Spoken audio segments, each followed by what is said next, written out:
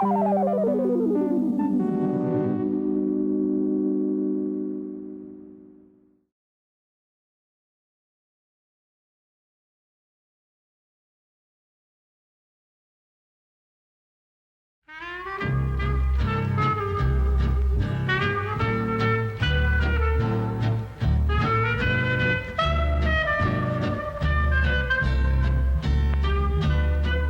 only live in memories of all the things I used to do out on the shores at Waikiki in the canoe.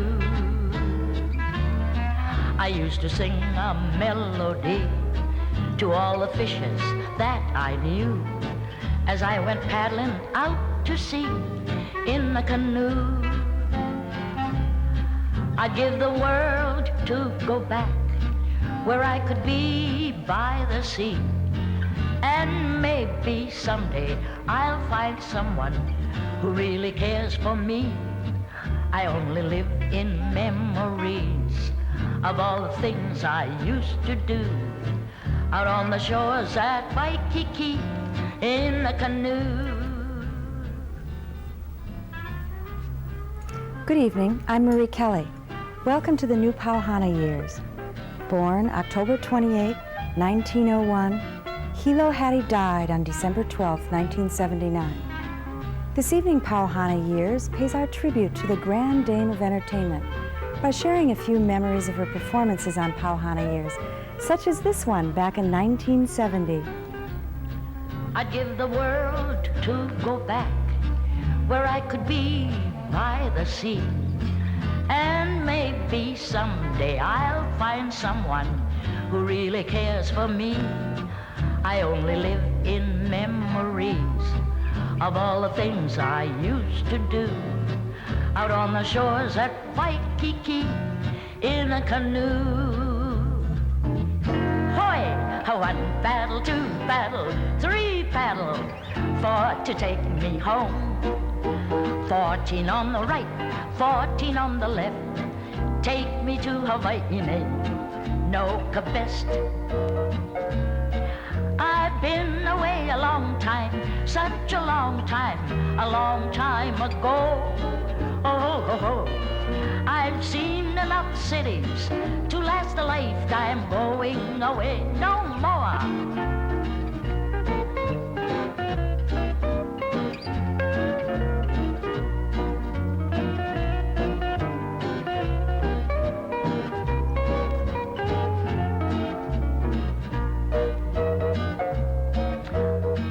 Smell the flowers, sweet, sweet flowers, where the trade winds blow. Oh, oh, oh. I've seen enough fences to last a lifetime, going away no more. Singing one paddle, two paddle, three paddle, four to take me home. 14 on the right, 14 on the left, take me to Hawaii, no best. Hey, boys! No best, no best, no best. In 1975, Hilo Hattie was honored by many at the Coral Ballroom Inn, A Hilo Hattie Love Affair, which was telecast by Pauhana Years. In this next segment, program host Aku of KGMB Radio introduces a longtime friend and associate of Hattie's, Harry Owens. And you know, earlier this evening, Clara, we were talking about your beginnings in show business, and we got up to a point where you joined Harry Owens and his group. Mm-hmm. And just happens to be here tonight, Harry Owens, would you believe? Harry, please. There he is. Sweet Leilani, heavenly flower.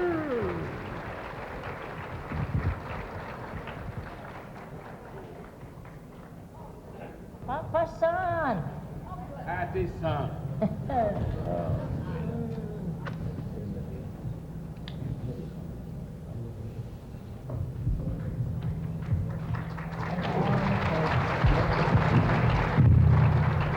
Harry, I'm interested in knowing how the very first contact you had with Clara, how did that come about? How did you hear about her? I think I'd have to go just a little bit ahead of that, may I? Please do. Just about a half a minute ahead of that.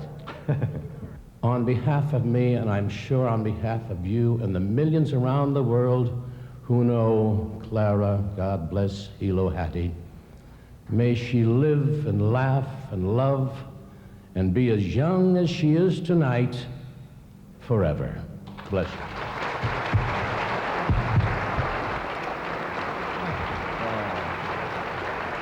Harry, don't leave. I want you to introduce those film clips.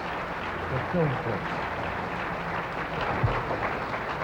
Harry, before you go, we didn't talk too much about some of the engagements you played, and I'm newer here than you were. I've only been here about 30 years. Did you and Clara work here in Hawaii at all, ever? Yes, we worked at the Royal Hawaiian Hotel for quite a number of years. That's when I stole Hilo Hattie away from Louisa Keogh's Royal Hawaiian Girls. She was up in the front row with this 40 girls, and she was always breaking up the show, doing a little something with her hips. And I thought, this is very serious. So I said, let's put the girl in the back row and get her so that keep this thing, you know, just sort of dignified. So we put Hilo Hattie in the back row. And so all the tables, they wanted to sit in the back row so they could see Clara enter. She was Clara Enter then, so I said, well, gee, this is too much. So I stole her away from Louisa Keogh, and Louise forgave me eventually. And that's how the whole thing started. And then we made Hilo Hattie a star in her own right. Where did Hilo Hattie come from, the name? How did that originate? Well, it was the song that Don McDermott wrote for her, Hilo Hattie, that made this hop thing so famous. So eventually, when we went to the mainland, and all of these little sparrows were around trying to grab my little girl away from me, I took Hattie into the courts of Los Angeles and legally changed her name to Hilo Hattie. And that's how the name came along. I see. And of course, that was all changed by a violinist of mine who was working with me by the name of Carlisle Nelson, and he married my girl and took her away from me. But what a nice guy he is. And we're happy that he's here tonight, Carlisle. God bless. Now, in all the traveling and the touring, I'm sure that Hollywood beckoned at some time. Well, right from the beginning, when I was attending the university trying to get my degree, you see, I was an old territorial normal school graduate, and that was like a high school graduate. But I had taught and decided I had to get advice. I went to Dean Wist at the Teachers College, and I said, gee, I don't know what to do. They're criticizing me about entertaining, and because I'm a school teacher, and he said, you know, this is in 1940. And he said, I tell you what you do, take a sabbatical leave. See, because I was a school teacher, a lot of people didn't approve of my performing with, you know, shows around town. Listen, we have that going on now. Larry Price, the football coach, is on television selling commercials, you know. But same. Anyway... To interrupt for a moment, Hattie, might I suggest that you're still on sabbatical leave? Well, yeah. Anyway, I went back to school, normal school, and I was just getting ready for my final exams for that year, the junior year. He telephones me from Los Angeles. He said, can you come over for 2 weeks? 2 weeks and a 2-week option, and we're going to do a show at the Paramount Theater in Los Angeles. So I went to the dean, everything was worked out. On Decoration Day, I left Honolulu, went to join him in Los Angeles. We opened at the Paramount for 2 weeks, and my option was picked up for 2 more weeks, then another 2 weeks. In the meantime, at the Paramount, the most important people at 20th Century Fox came in to catch a show, and they immediately thought of an island picture.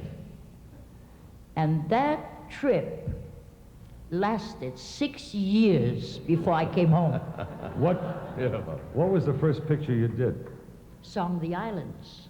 A Song of the Islands? And then what else? They still got that on the Late Late Show.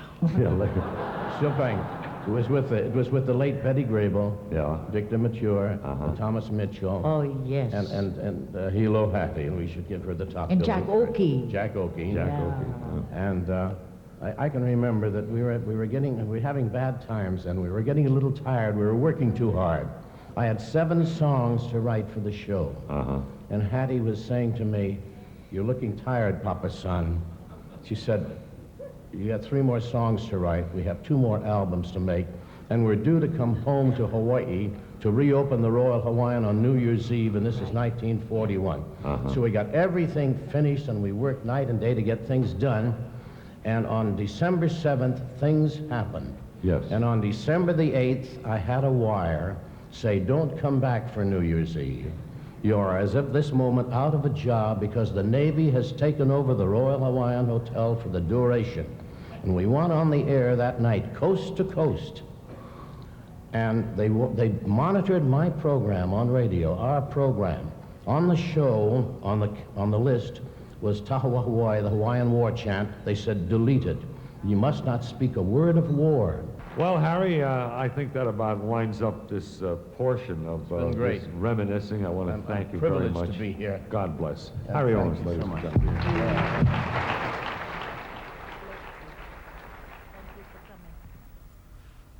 In 1976, on the 1000th program of Pauhana Years, producer-host Bob Barker was honored with a surprise roast. Hattie combined the roast with a toast for Bob.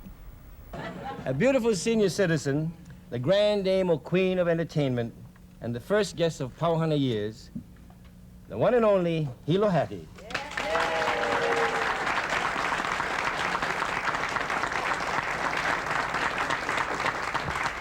Thank you, Sterling. See how wines we kiss. Yeah, kiss, kiss, kiss.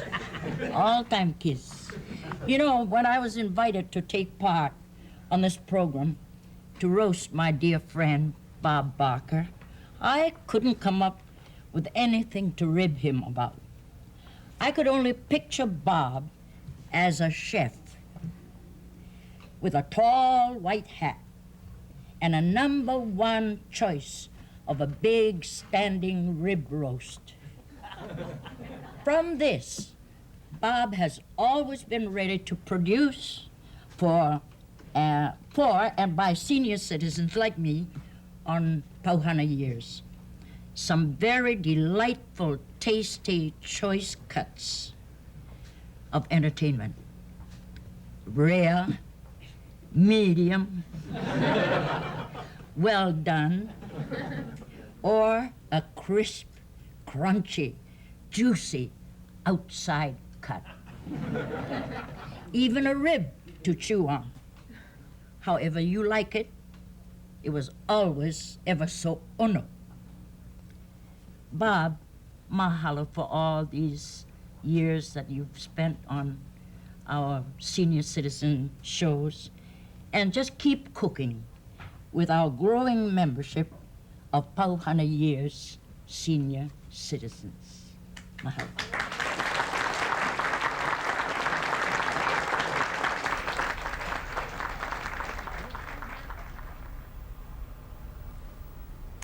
In 1936, Clara did a hula aboard a ship on the way to a teachers' convention in Oregon. The song, written by Don McDermott, had been unsuccessful until Hattie danced it as a comedy number. It immediately became a hit. In 1974, she appeared on Hawaii Public Television's Mele Hawaii series, hosted by Charles K.L. Davis. The program was telecast twice on National Public Television. She performed the song which made her famous, "When Hilo Hattie Does the Hilo Hop."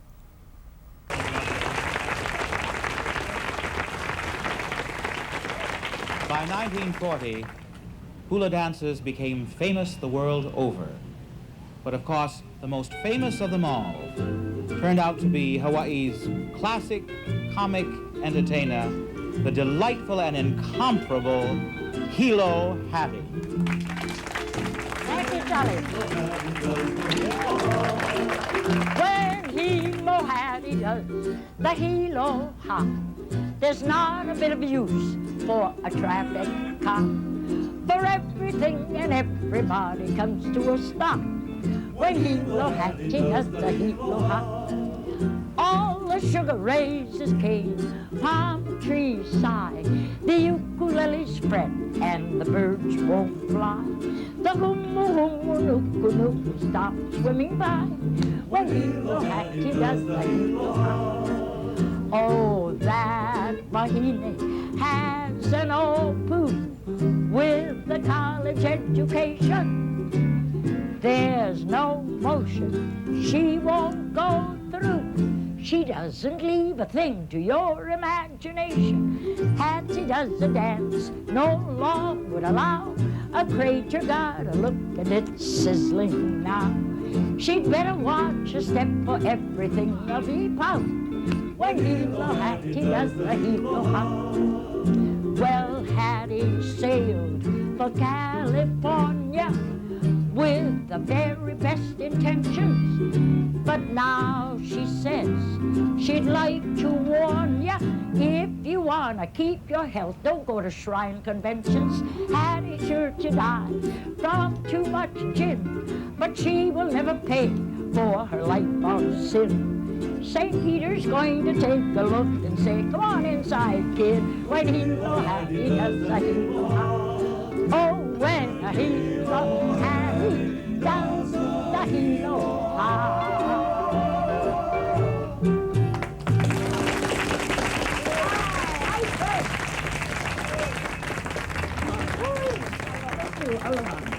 Oh, how nice. How nice of you folks. I see you still got that old poo. Shed brow. Remember our days with the Harry Owens show. I wish I could reach you. Can you stand up? Huh? Yeah, the mustache tickles. I like it. Well, Don, you're way up here in the bushes. Don McDermott. Thank you, dear. Ladies and gentlemen, this is the man who wrote When Hilo Hattie Does the Hilo Hop. And you did it for me, dear. You did it. Yeah. And Mrs. McDermott, so nice. He also... Another song on that same program was The Cockeyed Mare of Kaunakakai. Here with us in the studio this evening is the composer and a very dear friend of Hattie's, Mr. Alex Anderson. Welcome, Mr. Anderson. We're really happy to have you here today. Thank you. I'm happy to have a little part in a memorial program to Hilo Hattie. I keep wanting to say Clara because I've known her so many years before she became Hilo Hattie as Clara Inter first, and I've always called her Clara. And then she became famous with her famous comedy number. Yes. Tell me a little bit about how you got the song, The Cockeyed Mare of Kaunakakai. Where did that begin? Well, not many people remember Warner Baxter, who in the 1930s was at the height of his movie career, and he was one of the greats. And a local man, Mr. Fagan, invited him to Molokai, to Kaunakakai, to put on a luau and entertain him and give him a big wooden key and call him the mayor. And he invited me to come over, and he said, why don't you write a song? So the whole thing, the word Kaunakakai, the alliteration got me, Cockeyed Mare of Kaunakakai. No. And the suggestion, what's in the song was what was suggested that they were going to do, have a parade of broken down old horses with school children with leighs, and at the end of the 1 block long street they'd give him a wooden key and make him the mayor, and then have a luau. So I did this. I wrote the song, and they performed it. I wasn't there. I wasn't able to go, and it became a hit. And I think right after that, I think that Hilo took it up. She liked it, and it suited her perfectly. Well, I mean, her brand of humor. It certainly made her famous. And she did it ever since. Yes, it certainly made her famous. Tell me a little bit. You mentioned, you refer to Hilo Hattie as Clara. Tell me some of the special thoughts that you have about her. Personal things, perhaps, as a very special friend. Going back to the early 30s, it was the time that the Royal Hawaiian opened, 1927. the Sunday night shows they put on were at Waialae, where the Waialae Golf Course is today. And Clara was always one of the principal artists in those shows and knew her very well. Then, too, in those days, we used to have a lot of parties where we'd have Hawaiian music and have entertainers. And at many of those parties, Clara was there entertaining. And Peggy, my wife, and I knew her very well all through those times. And then when she began doing my song, I particularly knew her and followed her. For instance, she was for quite a while up at the St. Francis in San Francisco. And we caught her there in her show, and it was always Old Home Week whenever we catch up with her. I can't ever remember her without a smile on her face. She was the cheeriest person. Even, you know, when she was off stage, she always was a happy-looking person, and it's such a great loss that she's gone from us now. Well, she contributed so much. Yes, she certainly was a great contribution, yes, I should say. What about her wonderful sense of humor? You mentioned she always had a smile on her face, but, yes, but there were many, many funny things that she did. That went with the sense of humor. Yes. And of course, her interpretation of the Cockeyed Mayor was another manifestation. And when Hilo Hattie did the Hilo Hop, from which she got her Hilo Hattie name, she just sparkled in those numbers. And others, Manuela Boy, and the comic things mostly. Although at times she did serious songs. I mean, she used to sing the more serious songs and dance hula to them. I remember mostly those early times at Waialae, and as I say again, up San Francisco, and then always when she was here for so long, I should doing say, her thing. I should say, probably one of the only great female comics in Hawaii. Yes, quite a number tried to imitate her, Yes. and it never quite came Well, off. she'll long be endeared. Yes. You brought with you today a book, Hilo Hattie, A Legend in Our Time, by Millie Singletary. I understand Millie has done a great deal of research and was a good friend of Hilo Hattie's. Tell us a little bit about the book. Well, I just received it from Carlisle Nelson, her husband, and mentioning Millie, she called on me, a year ago, I guess, when she was writing the book, and wanted to get some of the information about the Cockeyed Mayor, too. I see, which is in here also. My point. And it's a fascinating book, and it just brings her to life. It starts right at the beginning of her life and goes through her teaching days, and then how she got started in music with the Kodak Hula Show. And it just brings back so many memories as I read it. Well, it's a And wonderful what a dear tribute person. to her. She was such a person.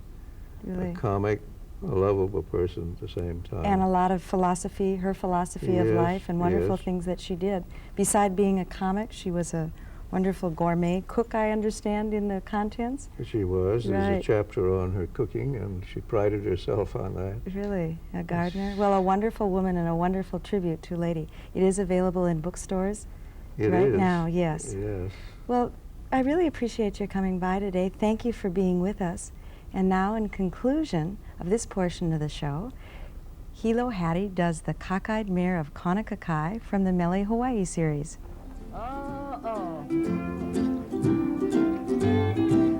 Oh, he wore a bolo and a coconut hat. One was for this and the other for that.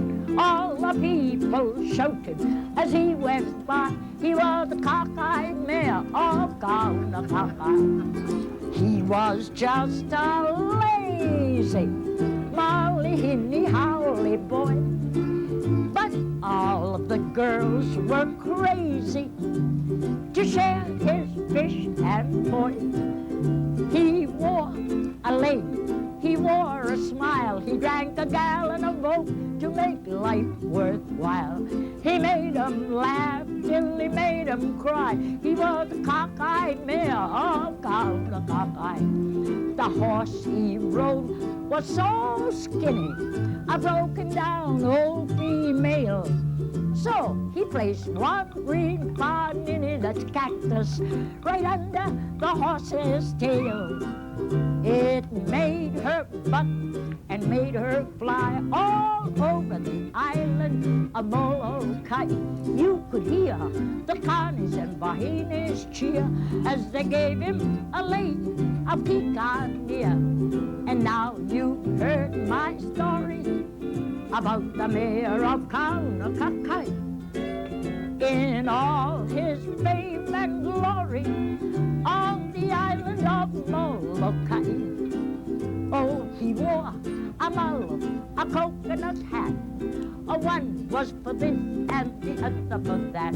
All the people shouted as he went by. He was the cockeyed mayor of Kaunakakai. He was the cockeyed mayor. He was the cockeyed mayor of Kaunakakai.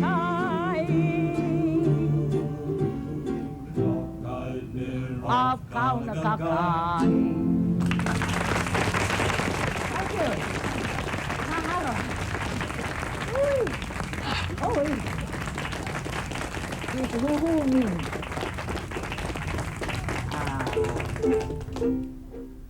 That's our tribute to the Clown Princess of Entertainment, Hilo Hattie. We'll miss you. Aloha.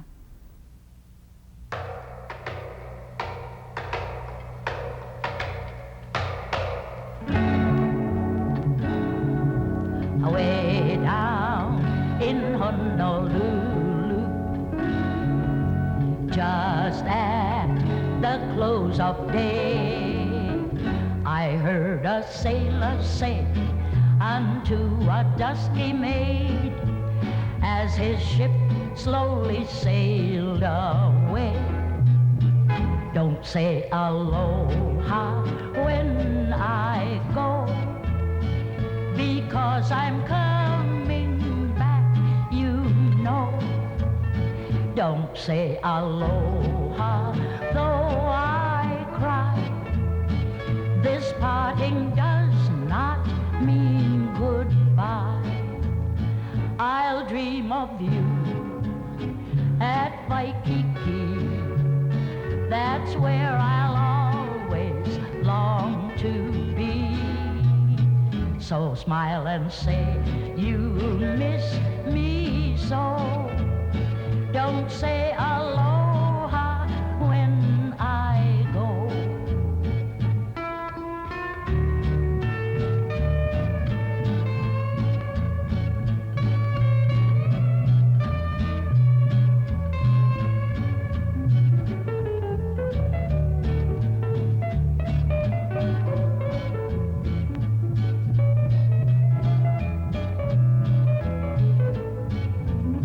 I'll dream of you at Waikiki. That's where I'll always long to be. So smile and say you'll miss me so. Don't say aloha